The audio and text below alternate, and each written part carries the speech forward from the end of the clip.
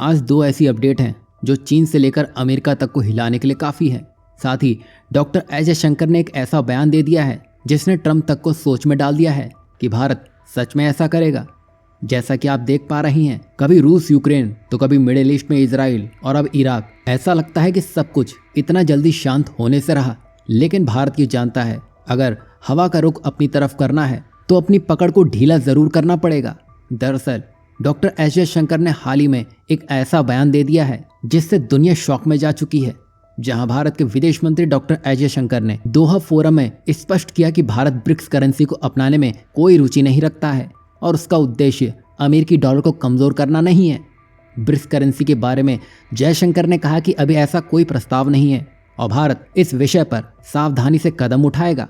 वहीं रूस और चीन ब्रिक्स करेंसी के समर्थन में है, लेकिन भारत इस पर सकारात्मक रुख नहीं रखता है।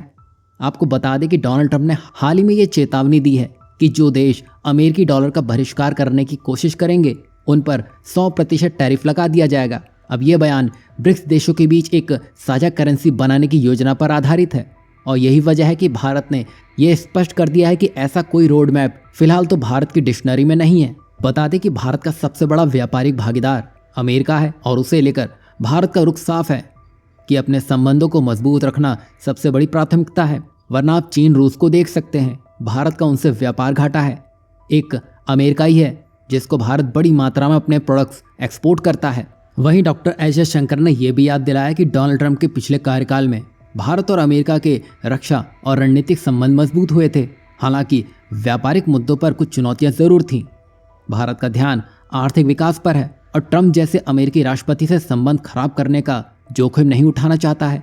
वहीं ब्रिक्स करेंसी के विचार को लेकर रूस और चीन उत्साहित हैं, लेकिन भारत सावधानी बरत रहा है। हालांकि कुछ लोग मानते हैं कि ब्रिक्स करेंसी डॉलर पर निर्भरता कम कर सकती है, लेकिन ये काम करने में बहुत सारी बाधाएं हैं, जैसे कि करेंसी की कीमतें बदलती रहती हैं। ऐसे में ब्रिक्स करेंसी को आगे लाना और ये भी नहीं पता है कि इसका इम्पैक्ट क्या होगा। देखा जाए तो भारत एक संतुलित दृष्टिकोण अपना रहा है। वो दुनिया के साथ अच्छे रिश्ते बनाए रखते हुए अपने देश के हितों को सर्वोपरि रख रहा है। आज भारत कई चुनौतियों का सामना कर रहा है, इसलिए हमें विकास पर ध्यान देना चाहिए और इस समय को समझदारी से गुजारना चाहिए। यही वजह है कि डॉक्टर एस जयशंकर ने जो कहा ब्रिक्स करेंसी को लेकर, वो ब्रिक्स देशों को हजम नहीं होने वाला है। वैसे आपको क्या लगता है, डॉक्टर एस जयशंकर ने जो कहा वो सही था या उनको ब्रिक्स की आवाज बनना चाहिए था?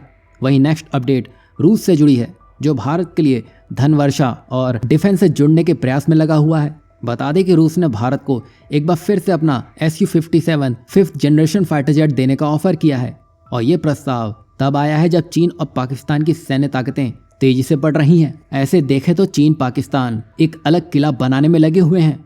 उन सब के बीच रूस ये समझ रहा है कि भारत की ज़रूरतें क्या है। वहीं भारत ने एमका 5th generation fighter jet project का काम शुरू किया है, लेकिन इसे तैयार होने में सालों का समय लग सकता है। वहीं Su-57 में स्टेल्थ टेक्नोलॉजी, एडवांस रडार और हाइपरसोनिक मिसाइल कैपेबिलिटीज जैसे आधुनिक सुविधाएं हैं और ये J-20 और J-35A के मुकाबले एक प्रभावशाली विकल्प हो सकता है। हालांकि भारत ने पहले इसे ठुकरा दिया था क्योंकि वह टेक्नोलॉजी अपग्रेड्स और सेल्फ रिलायंस पर जोर देता है।